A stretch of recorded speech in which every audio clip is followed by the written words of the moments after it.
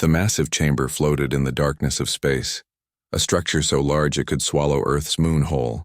Inside, beings from 1,000 worlds gathered in the Grand Council Hall of the Galactic Federation.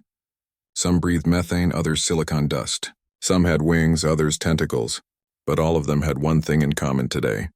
They were deciding humanity's fate. Captain Deho stood at the center of the circular floor, feeling very small. Above him, council members sat in floating platforms arranged in rising circles, like an ancient amphitheater turned upside down. Translation devices hummed in the air, converting his words into languages that had no human equivalent. "Honored Council," Deho said, keeping his voice steady. "Humanity requests membership in the Galactic Federation. We come in peace, seeking knowledge and friendship." A being made entirely of blue light flickered. The translator crackled. "Your species has been observed for 3 cycles. Your world is troubled. You fight amongst yourselves constantly." Deho had prepared for this. "We did fight. Past tense. We've had global peace for 15 years now. Since we discovered we weren't alone in the universe, humanity has united. United out of fear," another council member rumbled. This one looked like a floating mountain of rock. "Not choice. Does the reason matter if the result is the same?" Deho countered. "We don't fight each other anymore. We want to learn from you, the older civilizations." A long silence followed. Deho could feel sweat running down his back inside his dress uniform. 6 months of diplomatic training had led to this moment. Earth's future balanced on what happened next. Then something changed in the room. The council members shifted, their attention moving to someone Deho hadn't noticed before. In the highest observation platform, a figure stood. Even from this distance, Deho could see it was tall, very tall. Light reflected off its body in rainbow patterns like crystal catching sunlight. "I would speak," the figure said. Its voice echoed through the chamber like wind chimes in a storm. "The champion recognizes himself," the blue light being said, with what Deho sensed was respect. "Vorath of Kelios, the assembly acknowledges you." Vorath descended on his platform, floating down level by level until he was only slightly above Deho. Up close, the human could see that Vorath's body was composed of thousands of crystalline structures, constantly shifting and reforming. He stood at least 7 feet tall with limbs that looked both graceful and deadly. "I have watched the human submission files," Vorath said. "They interest me." Deho wasn't sure if that was good or bad. He remained silent. "This species evolved on a Class 9 world, yes?" Vorath continued, addressing the council. "Class 12, actually," a small mouse-like council member squeaked. "The evaluation team filed their report last cycle." Vorath's crystalline head tilted. "Class 12? A Death World classification?" "The humans survived there quite well," the mouse being said, "though we do not understand how." Deho knew what they meant. When the Federation first contacted Earth, their xenobiologist had been horrified. Earth had extreme weather, countless diseases, predators at every level of the food chain, and gravity that most species found crushing. The Federation classified worlds on a scale of 1 to 15, with 15 being incompatible with known life forms. Earth rated a 12. Most Federation species came from Class 3 to 6 worlds. "Stable, safe, predictable, Captain Deho," Vorath said, turning his attention to the human. "Your species has an interesting history of conflict. I've studied your wars. We're not proud of them," Deho said carefully, "but you should be." Vorath's body shimmered. "You've refined combat into 10,000 different arts: boxing, wrestling, sword fighting, gunfighting. Every culture on your world developed unique methods of violence." The council chamber grew very quiet. "We've moved past that," Deho said. "We're explorers now, scientists. We want to contribute to galactic civilization." Vorath made a sound like crystal bells, laughing. "Of course you do. I mean no offense, Captain. I merely find your species fascinating. Most civilizations develop either warrior cultures or peaceful ones. Humanity seems to be both, pretending to be the latter." Deho didn't know how to respond to that. The blue light being spoke again. "Champion Vorath, do you have a recommendation regarding the human application?" "Accept them," Vorath said immediately. "Provisional membership, as with all new species. Let them prove themselves. And if they prove problematic?" the Rocky Council member asked. "Then the Federation has protocols for that." Vorath's platform began rising again. "But I don't think they will be." The humans are smart enough to behave. Aren't you, Captain? Yes, Deho said firmly. We just want a chance. The council deliberated for another hour, but Vorath's endorsement seemed to matter. Finally, the vote came. Humanity was granted provisional membership in the Galactic Federation. They would have limited access to trade, technology, and diplomatic relations. In 5 years, the Federation would evaluate their progress and decide on full membership. As Deho left the chamber, he felt a weight lift from his shoulders. He'd done it. Earth was part of something bigger now. A communication device chirped on his wrist. He activated it and saw Lieutenant Hyunjin's face appear in hologram form. Captain, I saw the broadcast. We did it. We did, Deho agreed, smiling. Start preparing the acceptance documents. And get the observation team ready. Observation team, sir? The council invited us to send observers to some kind of event. The Trials of Strength. It's happening in 3 weeks. Apparently it's a big deal. Some kind of gladiatorial tournament where the Federation's best warriors compete. Hyunjin's eyes widened. They want us to watch their warriors fight? Is that a warning? Deho had wondered the same thing. Maybe, or maybe it's an honor. Either way, we're going. Select a small team, scientists, cultural observers, and a military representative. Military representative? Who? Someone who can observe and report on their combat techniques. Doesn't need to be high rank, this is just watching, not participating. Find me someone with good attention to detail. Yes, sir. I'll have names for you by tomorrow. Deho closed the connection and looked out the window of the station. Earth was visible below, a blue marble against black space. Somewhere down there, 8 billion people were celebrating. They didn't know about the Trials of Strength yet. They didn't know that Vorath, the crystalline warrior, had called humanity fascinating, in a way that sounded both compliment and warning. But that was tomorrow's problem. Tonight, humanity had won a victory. Far across the station in the champion's quarters, Vorath reviewed the human files again. He focused on the sections about human evolution, about how they'd climbed to the top of a death world's food chain, about how they'd developed persistence hunting, literally chasing prey until it collapsed from exhaustion, about how they'd survived ice ages, plagues, and disasters that would have ended most species. The humans wanted to be explorers and scientists. Vorath believed them.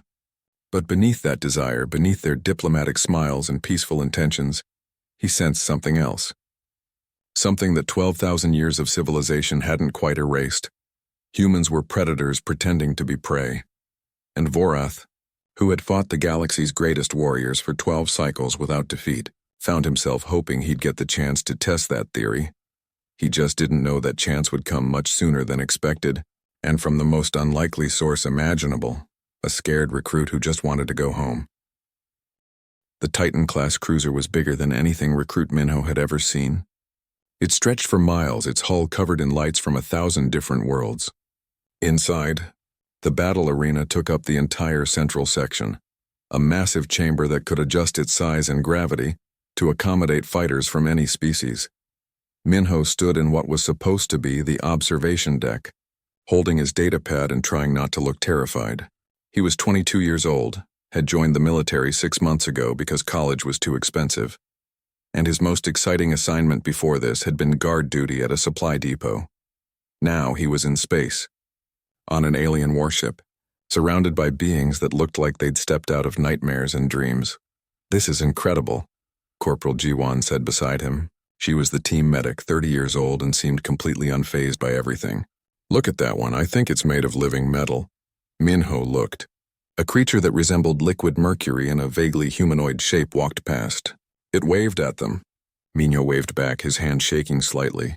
Relax, Lieutenant Hyunjin said. She was their communications officer, and the ranking member of their small observation team. We're just here to watch and learn. This is a huge honor. The Trials of Strength only happen every 5 years. Why did they invite us? Minho asked. We just joined the Federation 3 weeks ago. Diplomatic courtesy, Hyunjin said. Every member species gets to send observers. It's supposed to showcase Federation unity and strength. More like showing off, Jiwon muttered. I read the brief. The current champion has been undefeated for 12 years. This whole thing is basically just a coronation ceremony for him again. A chime sounded through the arena. A voice spoke in a language Minho didn't recognize, but his translation earpiece converted it instantly. All registered combatants, please proceed to the preparation chambers. All registered combatants to preparation chambers. Come on, Hyunjin said. Let's find our seats before— Excuse me. Human delegation? They turned. A Federation official stood there, some kind of insectoid being with too many joints in its limbs. It held a datapad and looked distressed, or at least Minho thought it looked distressed. Reading alien expressions was difficult, yes? Hyunjin said. There's been a situation with your registration. Our registration? Hyunjin frowned. We're just observers. We registered for observation deck passes. The insectoid's mandibles clicked nervously. Yes.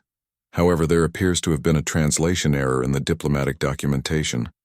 The phrase military representative was processed by our systems as combat representative. Silence. I'm sorry, Hyunjin said slowly.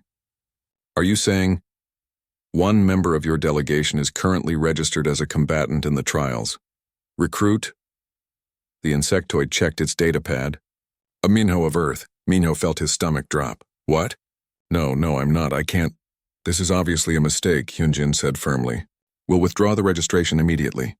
The insectoid's whole body seemed to slump. That's the situation. Under Federation tournament law, once a species has registered a combatant, withdrawal results in automatic disqualification from the event and carries diplomatic penalties. What kind of penalties? Suspension of provisional membership rights. Essentially, your membership application would be terminated. Hyunjin's face went pale. You're joking. I am not capable of joking. I'm very sorry. The error is entirely ours. However, the rules are clear. They were established 400 years ago and cannot be changed mid-tournament. Your species must either field your registered combatant or withdraw and face the consequences. Minho couldn't breathe. This wasn't happening.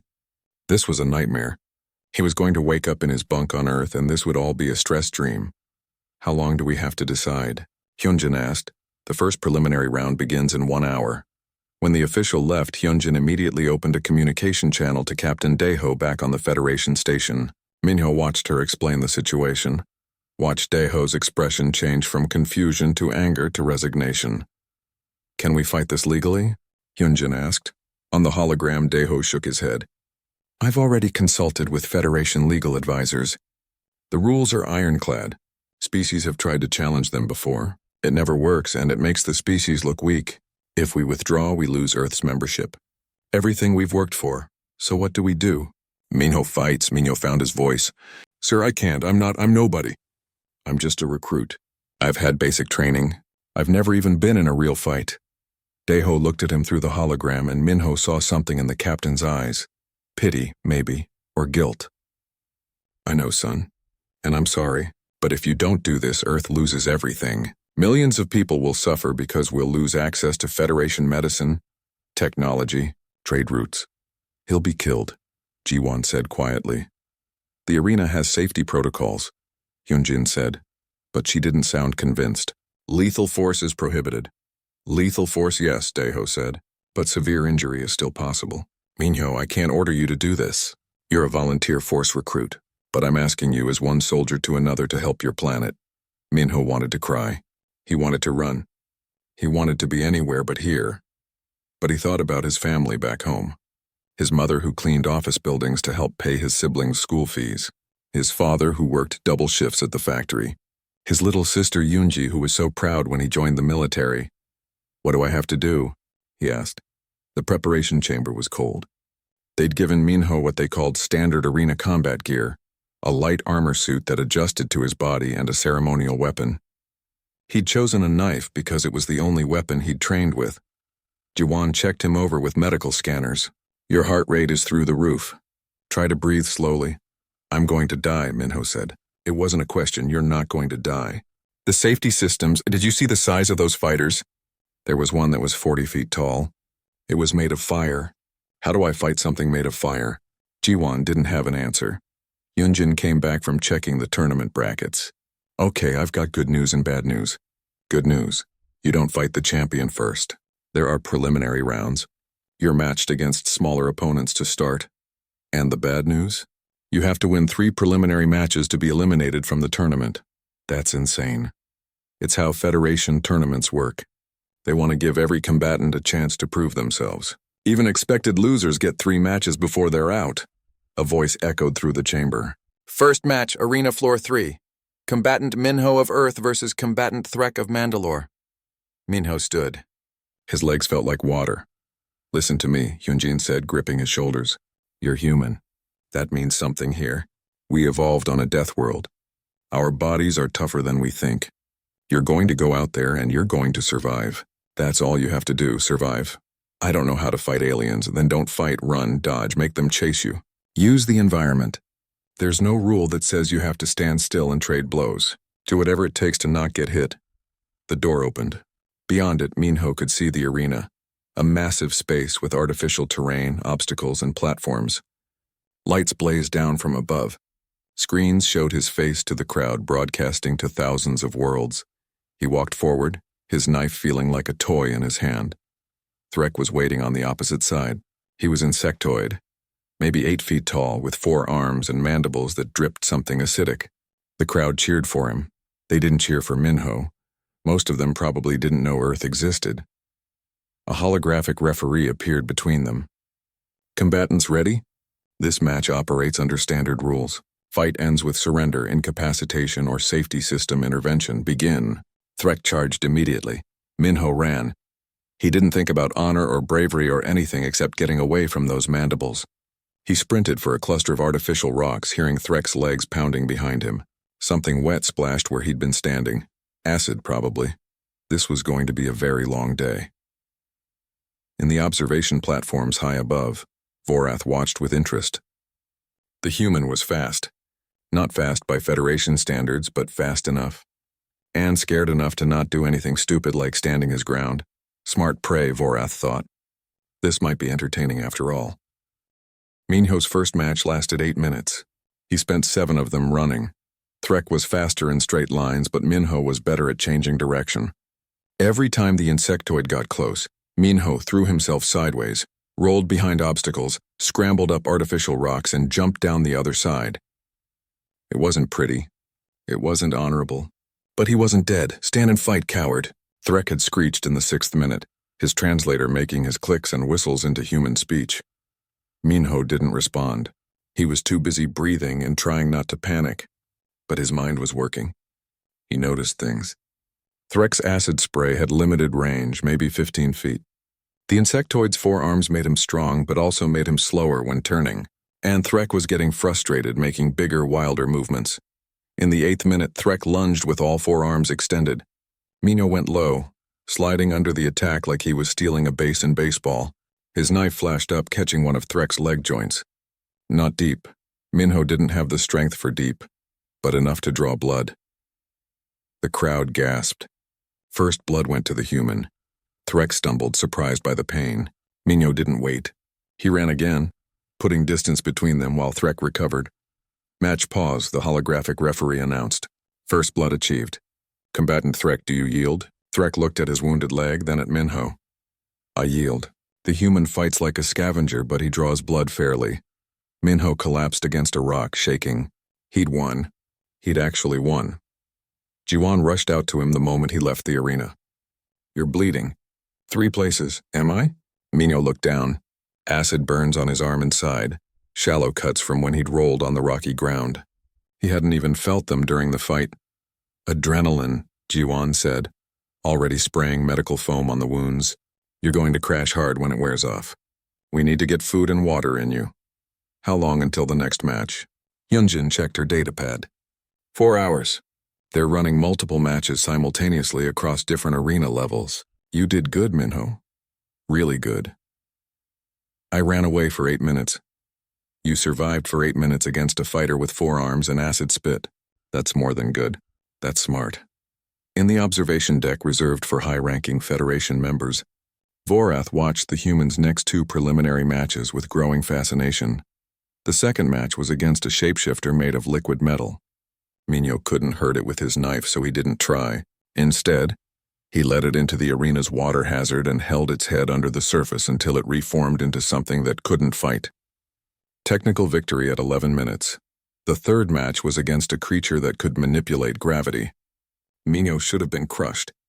Instead, he kept talking to it, asking questions, making jokes that the translator probably butchered. The gravity manipulator got so confused by the human's behavior that it lowered its guard for just a moment. Minho threw a rock, not at the creature but at the arena control panel behind it. The panel sparked, disrupted the gravity field, and both fighters fell to the ground. Minho recovered faster. He put his knife to the creature's throat and won at 6 minutes. "He fights without any structure," said Counselor Vess, a four-eyed being who served as one of the tournament judges. "No form, no technique, just chaos." "Effective chaos," Vorath observed. "He doesn't fight to win. He fights to survive. Is there a difference? For most species?" "Yes, most warriors fight for honor, glory, or dominance. This human fights like he's hunting for food or running from a predator. Pure survival instinct." "You sound impressed." "I'm curious," Vorath admitted. "Most new species send their best warriors to the trials. Earth sent someone who, by their own military rankings, is barely trained. Either humanity is very foolish or very confident. Perhaps they're just unlucky. I heard it was a registration error." Vorath's crystalline body shimmered, his equivalent of a smile. "Perhaps. But I want to meet this human. Will you grant me permission to enter the lower levels?" Vest looked surprised. "You want to visit the preparation chambers? Champions usually don't meet preliminary fighters. Humor me." An hour after his third match, Minho was trying to eat something the Federation called nutrition paste when the door to the preparation chamber opened. He looked up and froze. The being that entered was easily 7 feet tall, made of crystal that caught and reflected the light in rainbow patterns.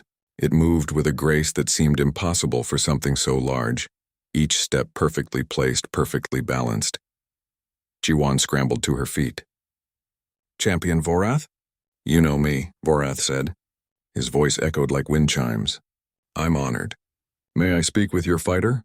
Hyunjin stepped forward, placing herself between Vorath and Minho. "Recruit Minho is recovering from his matches. Perhaps later." "I mean no harm," Vorath said gently. "I only wish to talk. Human to, well, to champion. A few minutes?" Minho stood up. His body ached everywhere. The medical foam had healed the worst of his injuries, but he felt like he'd been hit by a truck. Still, this was the champion. The being who'd helped Earth join the Federation. "It's okay," he told Hyunjin. "I'll talk." They walked to a corner of the chamber where they could speak privately. Up close, Minho could see that Vorath's body was constantly shifting, crystals growing and retracting in patterns that might have been breathing. "You fight well," Vorath said. "I run away well," Minho corrected. "There's a difference." Vorath made that wind chime sound again. Laughter. "You're honest." "I appreciate that. Tell me, Minho of Earth, why do you run?" "Because the things I'm fighting are bigger and stronger and more dangerous than me. Running seems smart, but you do eventually fight. You wait, you watch, and then you strike at exactly the right moment. That's not just running. That's hunting." Minho hadn't thought about it that way. I look for openings, patterns, weak spots." "Yes. You fight without honor, without form, without any of the traditional combat structures." "I'm sorry," Minho said, feeling ashamed. "I don't know the right way to do this." "Don't apologize." Vorath's crystal body leaned forward slightly. "I've fought for 12 cycles. I've faced warriors from 1,000 worlds. Every species has their fighting style, their form, their techniques, their traditions. The Kellians use crystal manipulation. The Thras use telekinesis. The Mandalorians use multi-limb coordination. Every style has rules, and I don't know any of them." "Exactly. You fight with pure improvisation. Every attack is unpredictable because even you don't know what you'll do next." "It's fascinating." Vorath paused. "Why are you here, Minho, truly?" "Registration error," Minho said quietly. "I was supposed to observe. But there was a translation mistake, and now if I don't fight, Earth loses Federation membership." "Ah, so you fight for your world." "I guess so. Mostly I'm just trying not to die." "Your honesty is refreshing." Vorath straightened. "You've passed the preliminary rounds. Tomorrow you face the main tournament bracket. The fighters will be much more dangerous." "Great," Minho said weakly. "I've requested to fight in the main bracket as well. Normally, as champion, I only fight in the finals. But I've told the council I want to participate earlier this cycle." Minho's blood ran cold. "Why?" "Because I want to understand how you fight. I want to test your survival instinct against real skill. Vorath turned to leave, then paused. Your people have an interesting philosophy about combat. I've been studying your history. You have a saying, it's not the size of the dog in the fight, it's the size of the fight in the dog. Do I have that correct? Something like that. I'm curious to see how much fight Earth's dogs have. After Vorath left, Hyunjin and Jiwon surrounded Minho with questions. What did he say? Was he threatening? Was he offering help? Minho didn't know. He sat down, his hands shaking again. I need to call home, he said suddenly. That's not... Hyunjin started, then stopped. Yeah. Okay, I'll set up a secure line. 20 minutes later, Minho was talking to his family through a holographic display. His mother cried. His father looked proud and terrified in equal measure. Eunji, his little sister, bombarded him with questions. The whole planet is watching, she said excitedly.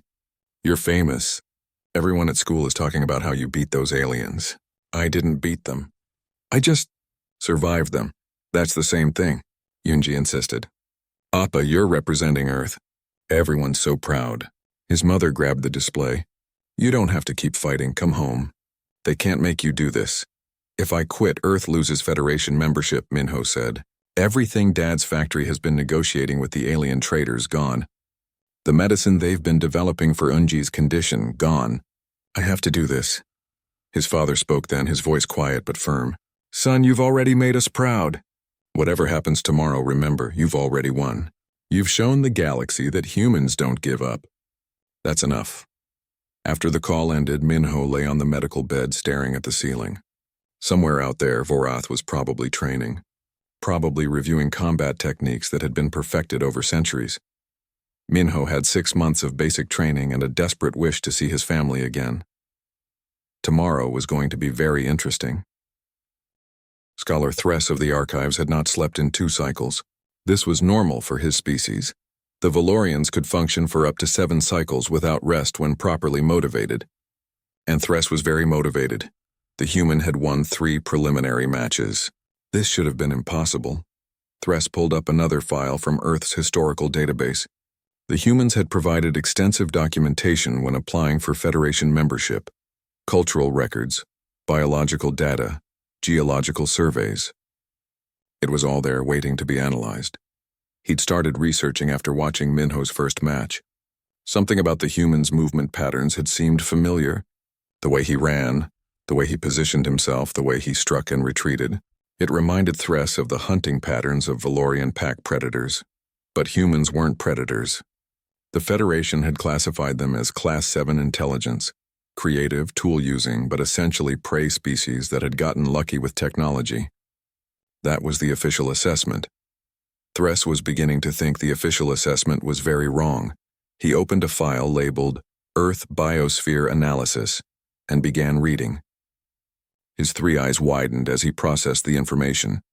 Earth's gravity, 1.3 g. That was higher than 76% of Federation worlds. Humans evolved carrying 30% more weight than most species. Their bone density, muscle development, cardiovascular systems all built for higher gravity. Earth's atmospheric composition, 21% oxygen. Most Federation species breathed atmospheres with 12 to 15% oxygen. Humans were constantly oxygenating their blood at higher rates. Better endurance, faster recovery from exertion. Earth's rotation period, 24 hours. Short days meant rapid day-night cycles, forcing adaptation to constant environmental change. Earth's climate, extreme variability. Ice ages, heat waves, hurricanes, earthquakes, volcanic eruptions. The planet tried to kill its inhabitants, regularly. But the truly horrifying information was in the biology section. Thress read about human evolution and felt his translator struggling with concepts that shouldn't apply to intelligent species. Humans had redundant organs. 2 kidneys when they only needed 1. 2 lungs. A liver that could regenerate. A skeletal system that could heal itself from major damage.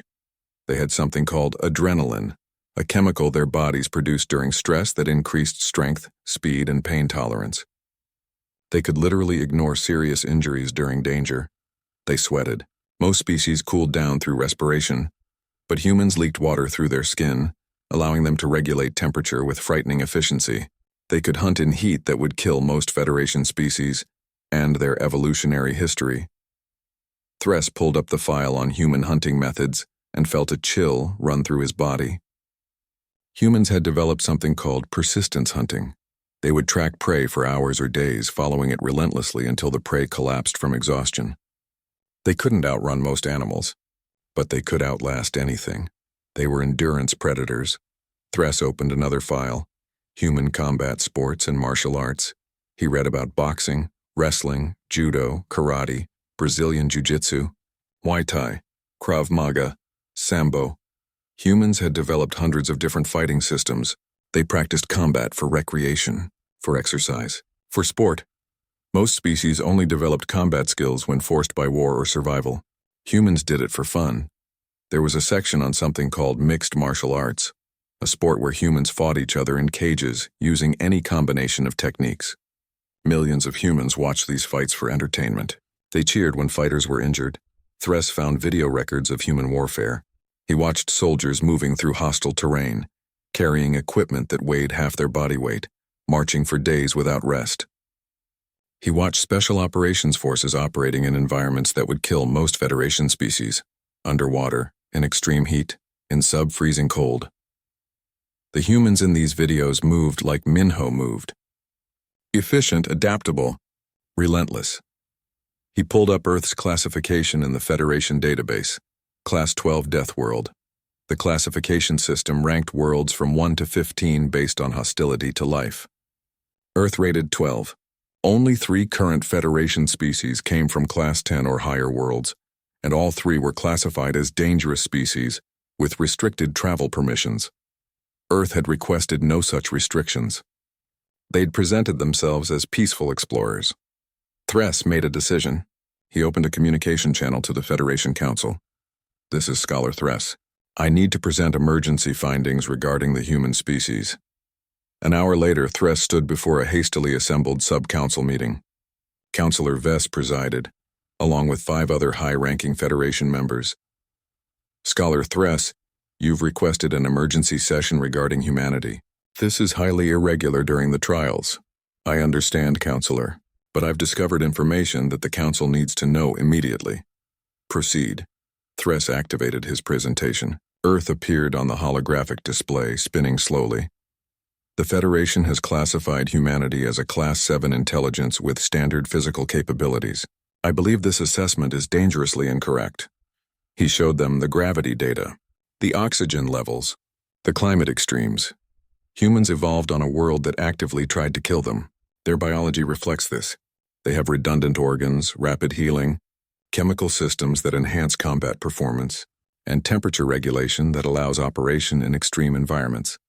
One counselor, a methane breather in a protective suit, spoke up. "Many species have adaptive biology. Not like this. Humans combine the traits of both predator and prey species. They have forward-facing eyes for hunting, but also extreme endurance for escaping threats. They developed pack-hunting behavior but also individual survival skills.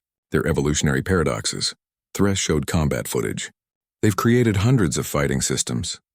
They practice violence as recreation. Their entertainment includes watching members of their own species injure each other in controlled combat." "Barbaric," another counselor muttered. "Perhaps, but effective. And here's what concerns me most." Thress pulled up Minho's matches. This human, Minho, is classified by his own military as a low-ranking recruit. He's had 6 months of basic training. He's not a warrior by human standards. He's average. Silence fell across the chamber. And he's defeated 3 preliminary fighters using nothing but survival instinct and improvisation.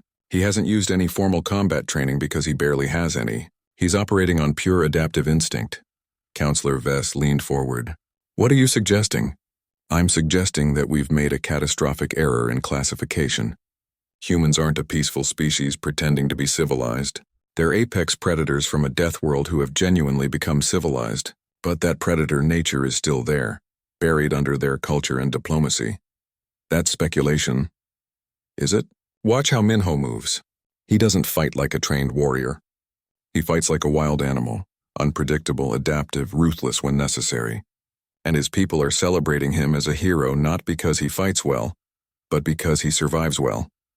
Thress displayed intercepted human communications, Messages of support for Minho flooding across Earth's networks. Humans sharing his matches on their social media, analyzing his tactics. Some were even betting on him. They recognize his behavior, Thress said. They understand his survival instinct because they all share it. Every human watching these matches knows exactly what Minho is doing, because they would do the same thing in his situation. Another long silence. What do you recommend? Fess asked. Reclassify humanity. Upgrade them from standard species to warrior species. Extreme caution designation. Place restrictions on human military development, and most importantly, inform the galaxy that Earth is a death world that produces apex predators. That will cause panic. Good. The galaxy should be cautious around humans. They're friendly now, but we need to understand what they're capable of. Thress paused. And we need to do it before Minho fights Champion Vorath. You think he'll challenge the champion? I think he'll survive long enough to face the champion. And I think when that happens, the galaxy will learn what a death world predator can really do. The meeting ended with no formal decisions. The council would review Thress's findings and make recommendations. It was all very proper and bureaucratic. Thress returned to his archives frustrated. They didn't understand. They'd spent so long at the top of the galactic food chain, they'd forgotten what real predators looked like. He pulled up one final file from Earth's database, an old human saying attributed to something called the United States Marine Corps. The most dangerous thing in the world is a Marine and his rifle. The second most dangerous thing is a Marine without his rifle. Thress looked at images of Minho, scared, exhausted, barely trained. Earth hadn't sent a Marine. They'd sent a recruit, and he was still winning. What would happen if humanity decided to send actual warriors? Thress made a note in his personal files. Recommendation: never give humans a reason to militarize. Keep them happy. Keep them peaceful. Keep them believing that civilization is better than violence. Because if 8 billion Death World predators ever decide to stop pretending to be peaceful explorers, the Federation will have a serious problem. The night before the main tournament bracket, Minho couldn't sleep. His body was exhausted, every muscle ached, and the medical foam could only do so much, but his mind wouldn't shut off. He lay on the narrow bed in the preparation chamber, listening to Jiwon's soft snoring from the other side of the room. Hyunjin was in the communications bay, probably filing reports. The ship's night cycle had dimmed the lights to almost nothing, but Minho's eyes had adjusted. His datapad buzzed softly. A message notification. He opened it and saw it was from Earth, specifically from the Federation Embassy on Earth, but the message was forwarded from someone else, his father. Minho, your mother made me promise not to send this, but I think you should see it. The whole world is watching. You're not alone out there. Dad attached was a video file. Minho put in his earpiece and played it. The video showed crowds in Seoul, gathered around massive screens showing the trials broadcast. Thousands of people all watching him fight. When he'd won his third preliminary match, the crowd had erupted in cheers. People crying, hugging, celebrating. The video cut to different cities. Tokyo, London, New York, Mumbai, São Paulo. Everywhere humans were watching, supporting him. Then the video showed something that made Minho's throat tight. His hometown, the small city where he'd grown up. The local government had set up screens in the central plaza. His neighbors, his old teachers, people he'd known his whole life, all gathered to watch him fight aliens in space. His mother was there, being interviewed by a news reporter. "Are you worried about your son?" the reporter asked in Korean. His mother nodded, tears streaming down her face. "Of course I'm worried. He's my baby. He shouldn't be fighting, but..." She paused, wiping her eyes. "But I'm also so proud. He's showing everyone that humans don't give up, that we can face anything." The video ended. Minho stared at the dark ceiling, his own eyes wet.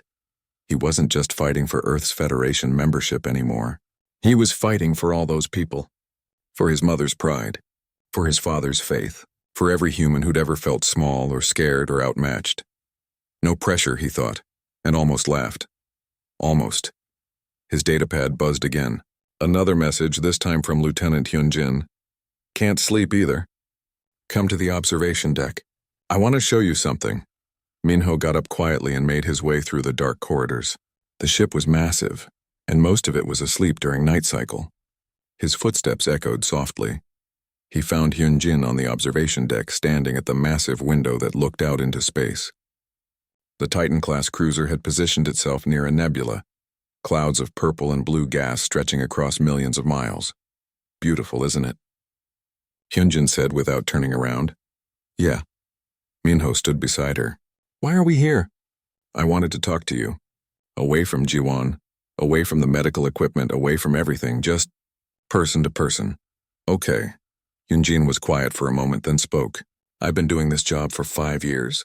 Communications officer for Earth's Federation delegation. I've translated documents, arranged meetings, filed reports. Important work, but boring. Safe. And then this happened. The registration error? Yeah. And suddenly my boring, safe job involves watching a 22-year-old kid fight for humanity's future. She turned to look at him. I'm sorry, Minho, this is my fault. I filed the paperwork. I should have caught the translation error. It's not your fault. The system, I know what the system did.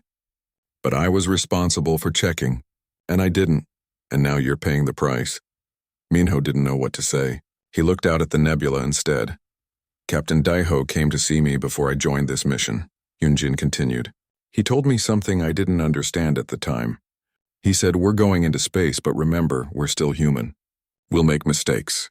The question is whether we can survive them. Did he know something like this would happen? No. I think he just understood that first contact with aliens would be messy. That we'd screw up eventually. She smiled sadly. We just screwed up faster than expected. So what do we do now? You survive tomorrow. And the day after. And the day after that. You keep doing what you've been doing, adapting, improvising, refusing to give up. Hyunjin pulled something from her pocket. A small patch like the one soldiers wore on their uniforms. What is that? South Korean Special Forces patch. It belonged to Captain Daiho. He gave it to me before I left the station. Said if things got bad, I should remember what it represents. Minho looked at the patch. It showed a tiger, claws extended, surrounded by Korean characters. What does it say? Indomitable spirit. It's the Korean Special Forces motto. Daiho said that humanity's greatest strength isn't our technology or our intelligence. It's our refusal to accept defeat. We're stubborn. We keep fighting even when fighting is stupid. She pinned the patch to Minho's training uniform. You embody that, Minho. You shouldn't be winning these fights. By every logical measure, you should have lost in the first 30 seconds against Threk. But you didn't. Because you're too stubborn to quit. I'm not stubborn. I'm terrified. Those aren't mutually exclusive. Hyunjin smiled. Sometimes the bravest thing you can do is keep going even when you're scared. That's what you're doing. That's what makes you human. They stood in silence watching the nebula shift and swirl. What's the main bracket like? Minho asked finally. Harder. A lot harder. The fighters will be professional warriors, not preliminary round hopefuls. They'll have trained for years, maybe decades. They'll have advanced techniques, better equipment, and a lot more experience. So I'm going to die. Maybe. Probably. But Hyunjin turned to face him fully. You might also surprise everyone again. You've already done the impossible 3 times. Maybe you can do it a few more. That's not very reassuring. I'm a communications officer, not a motivational speaker. She checked her data pad. You should try to sleep. First match is in 8 hours. You're fighting someone called Krell the Breaker. He's from a high-gravity world, stands 9 feet tall, and has won 43 consecutive matches. Great. Fantastic. Can't wait. As Minho turned to leave, Hyunjin called after him. Hey, Minho? One more thing. Captain Daiho wanted me to tell you something if you made it to the main bracket. What? He said to remember that humans wrote the manual on asymmetric warfare. We spent our entire history fighting things bigger and stronger than us. Lions, bears, each other. We won not by being stronger, but by being smarter and more adaptable. Don't fight like they expect you to fight. Fight like a human. Back in the preparation chamber, Minho tried to sleep, but his mind kept working, fighting like a human. What did that mean? He thought about Earth's history, about how humans had conquered a death world not through strength, but through tools, cooperation, and stubborn persistence. How they'd fought predators by using fire, spears, and tactics. How they'd survived ice ages by adapting and innovating. Humans were good at being the underdog. They'd practiced for millennia. His datapad buzzed one final time. Another message from Earth, this time from his sister Yoonji. Oppa, I showed your fights to my class today. My teacher said you're demonstrating applied physics and adaptive problem solving. I told her you were just trying not to die and she laughed. Everyone thinks you're so cool. Oh, and Mom wanted me to tell you she's not actually mad at you for fighting, she's just worried. Dad keeps replaying your matches and pointing out your tactics to his coworkers. They're calling you the ghost because you keep disappearing and reappearing. Isn't that cool? I love you and I know you're going to win tomorrow. Fighting!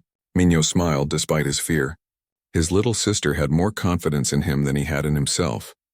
He closed his eyes and tried to imagine tomorrow's fight. Krell the Breaker, 9 feet tall, high-gravity world adaptations, 43 consecutive victories. How did you beat someone like that?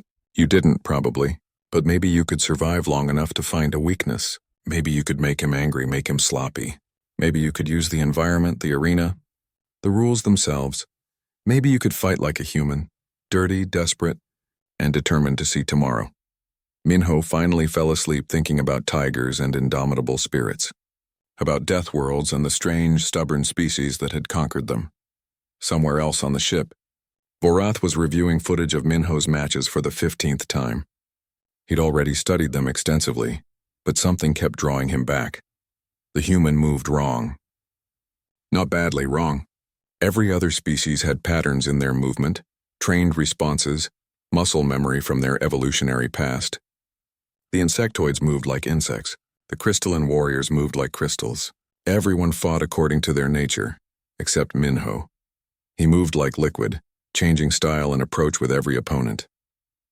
No pattern, no predictability, just adaptation. It was beautiful in its chaos, and Vorath wanted to test it properly. He'd already submitted his request to the tournament committee. If Minho somehow survived Krell the Breaker, Vorath wanted to be his next opponent. Not in the finals, that was too far away. In the quarterfinals, if possible. The committee had granted his request.